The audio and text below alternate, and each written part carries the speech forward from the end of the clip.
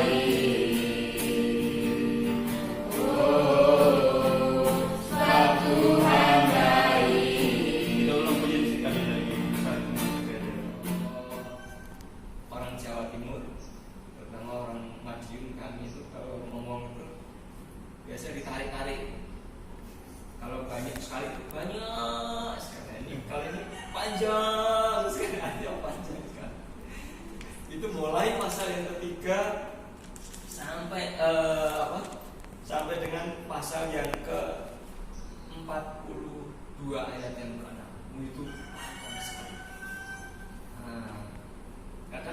Kadang orang Kristen keburu bosan untuk mau baca yang di tengah itu karena apa? Cuma dialog aja, dengan monolog aja.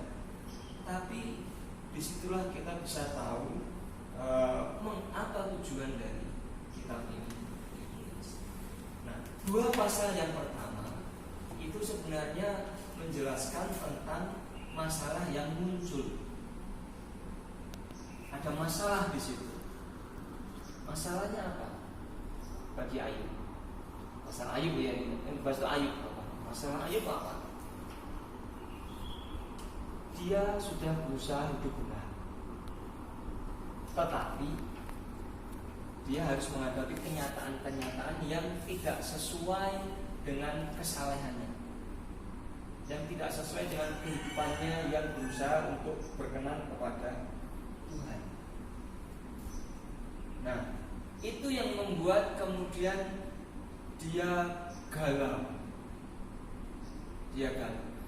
Dua pasal yang pertama, Ayub masih mencoba untuk bertahan, bahwa berpikir positif, bahwa dalam semuanya itu Allah tidak salah, Allah tetap adil.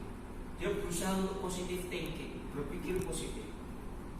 Bahkan ketika istrinya menyerang Ayub, bahwa sudahlah Pak, kamu tinggalkan aja imanmu, itu yang membuat kamu menderita.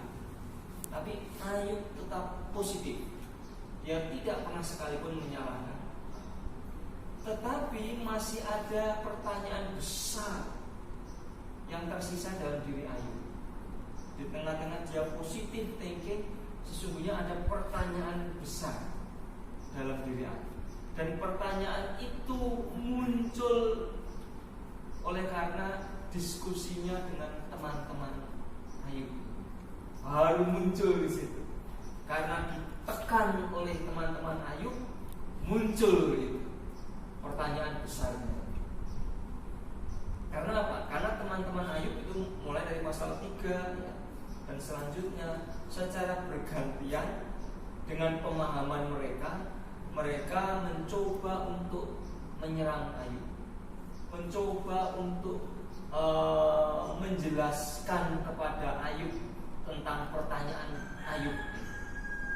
Dan penjelasannya adalah bahwa bagaimanapun juga Allah itu adil dan Ayub salah. Allah itu benar dan Ayub salah. Allah itu benar dan Ayub itu berdosa. berdosa.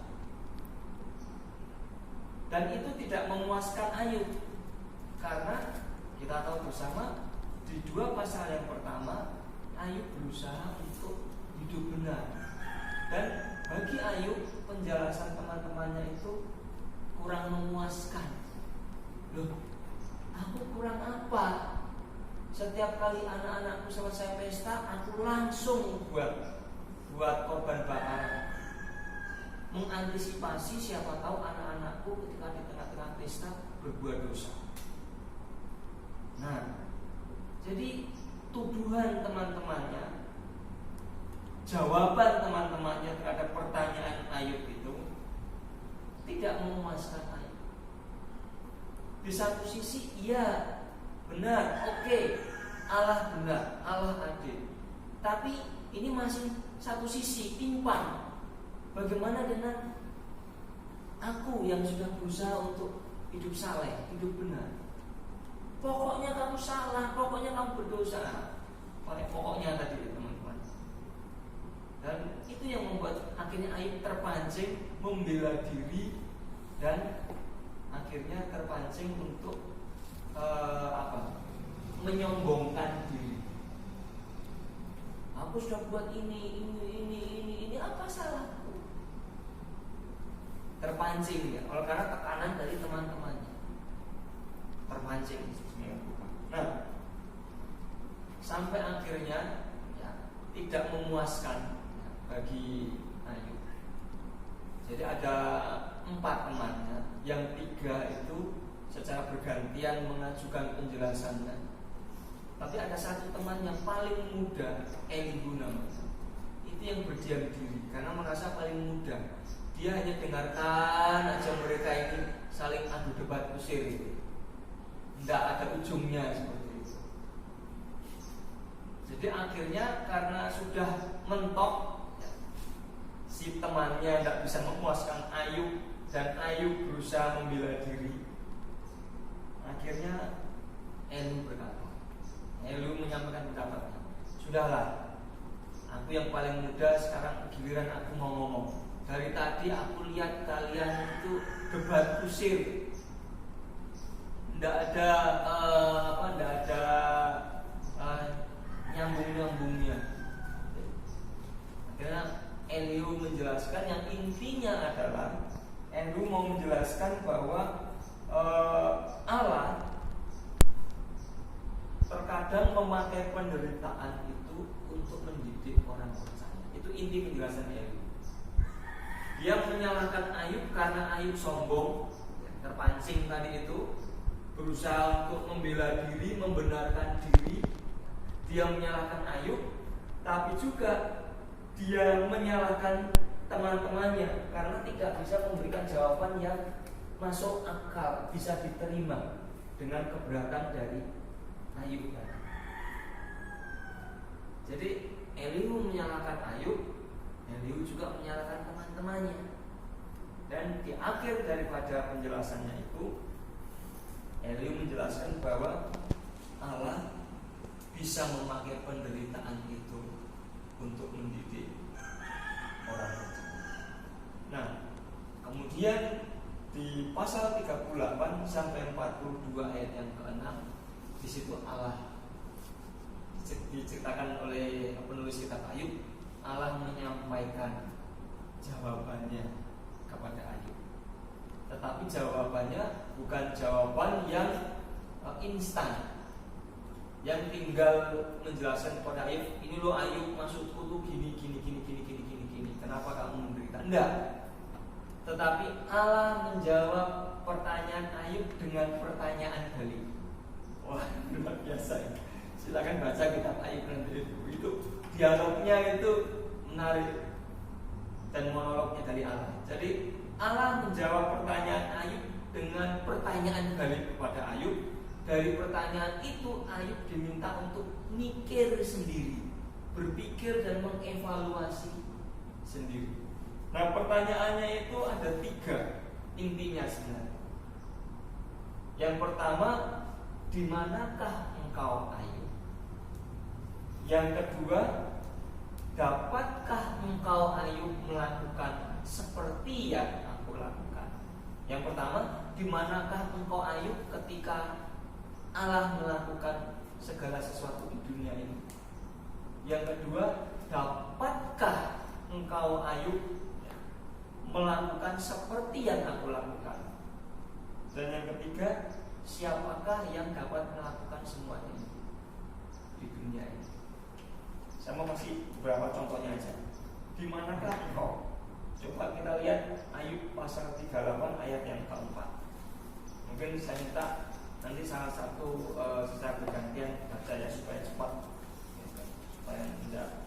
Jadi ada yang pasal 38 ayat 4, kemudian ada yang pasal 38 ayat 12 dan 13. Pasal 38 ayat 12 dan 13. Kemudian pasal 38 ayat, mungkin saya bagi aja ya. Jadi istri saya baca, terus kemudian kemudian pasal ke-9 ayat 3. Ayat 39 ayat 3. Siapakah yang menyediakan mangsa bagi burung gagak apabila anak-anaknya berkelok-kelok kepada Allah, berkeliaran karena tidak ada makanan? Ya, siapa yang menyediakannya tadi itu? Di manakah Ayub ketika Allah melakukan banyak hal di dunia ini? Di manakah Ayub ketika dunia ini diciptakan? Dapatkah Ayub melakukan seperti yang Allah?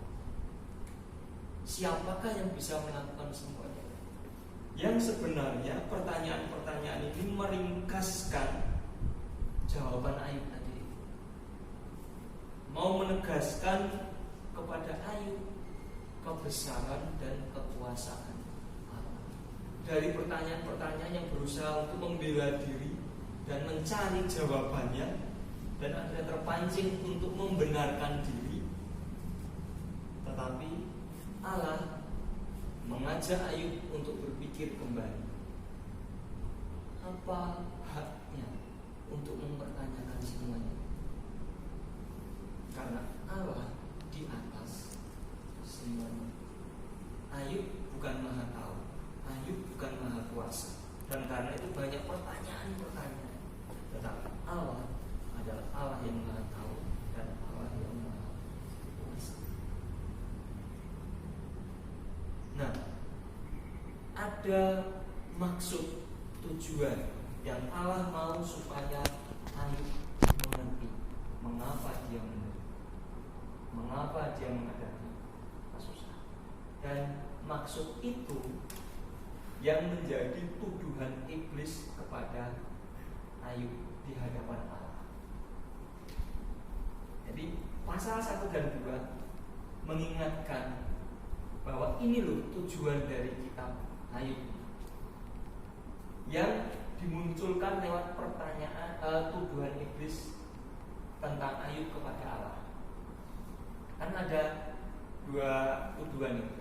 Yang pertama, bahwa Ayub saleh karena dia dikelilingi dengan kekayaan, kemewahan.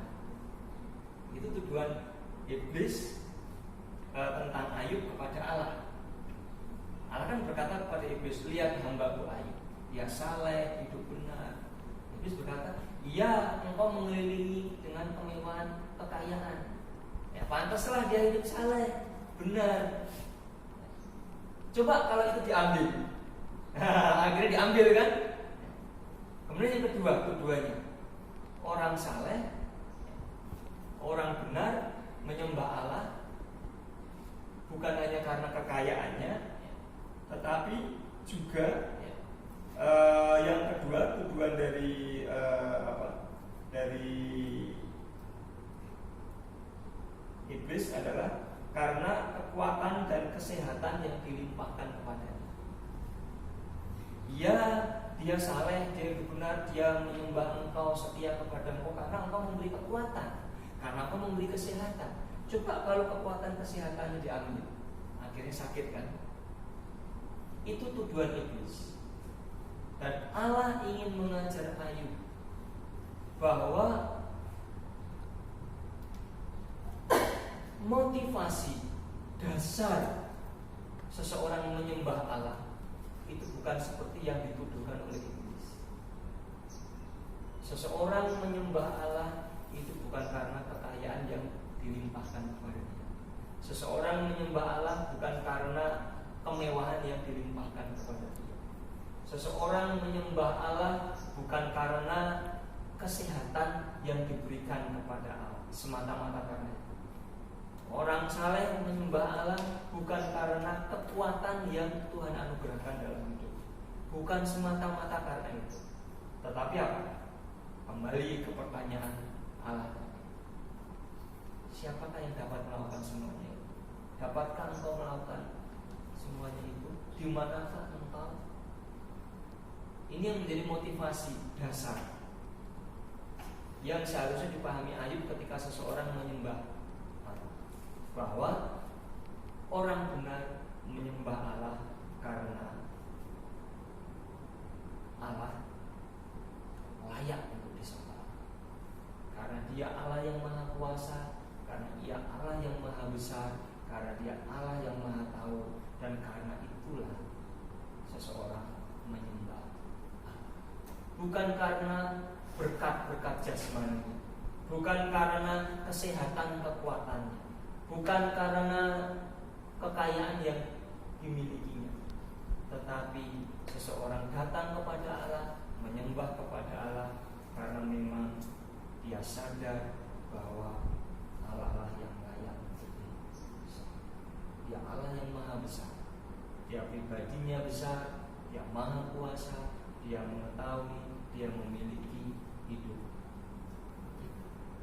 Dan ini yang dimau oleh Allah melalui teks ini, mengajar setiap orang percaya agar memurnikan motivasi kita di dalam kita mengikut Tuhan, mengiring Tuhan, melayani Tuhan. Karena sepanjang perjalanan hidup kita akan menghadapi godaan materi, godaan kesehatan, kekuatan, hal yang fisik, jasmani. Itu akan menjadi godaan bagi manusia untuk mengamini apa yang dituduhkan oleh iblis, bahwa kita setia kepada Tuhan, kita menyembah kepada Tuhan karena sudah ada jaminan, sudah ada hal jasmani, materi yang sudah kita nikmati. Jadi seperti berdagang, kamu jual, saya beli. Nah, kalau dagang kan gitu, orang lain jual, saya sambut beli. Tapi hubungan dengan Allah bukan seperti seorang penjual dan pembeli tadi. Hubungan dengan Allah adalah sebuah kemutlakan, keharusan bagi orang percaya untuk tetap setia, taat, melayani Allah, apapun itu konsekuensi, apapun itu yang harus dihadapi. Oleh sebab itu saya seringkali merefleksikan hidup Paulus. Sebelum dia ikut Tuhan, sebelum dia bertobat, hidupnya luar biasa, dipuji, disanjung. Tetapi ketika dia ikut Tuhan, hidupnya berbalik 180 derajat. Keluar masuk penjara, harus menghadapi penganiayaan, dianiaya, menghadapi karam kapal dan banyak hal. Tetapi apakah Paulus menyesal ikut Tuhan? Apakah Paulus menyesal melayani Tuhan? Tidak pernah keluar sedikit pun dalam tulisannya bahwa dia menyesal untuk melayani Tuhan, dia menyesal untuk ikut Tuhan. Tidak. Sebaliknya dia mendorong jemaat di Filipi, bersukacitalah. Ikut Tuhan itu penuh sukacita, walaupun ada duka cita tapi sebentar. Wah, itu pemahaman yang luar biasa. Dan ini mengajarkan kita sebagai orang percaya, terlebih lagi kita sebagai hamba Tuhan, untuk apa? kita memurnikan motivasi kita di dalam menyembah Tuhan, kita terus memurnikan motivasi kita dalam kita menyembah Allah, kita terus memurnikan motivasi kita dalam kita melayani. Bukan semata-mata karena kenyamanan. Bukan berarti kita tidak boleh nyaman, boleh, tapi itu bukan tujuan. Tujuan besar kita adalah memuliakan Tuhan. Karena kita harus dan wajib menyembah Allah, meninggikan Dia, memuliakan Dia. Baik dalam suka maupun duka, baik dalam senang maupun susah, baik dalam berkelebihan ataupun berkekurangan, baik dalam sehat ataupun sakit, kita harus tetap memuliakan, menyembah, mengagungkan Tuhan. Dan ini pelajaran yang berharga dari kisah ini, dan inilah tujuan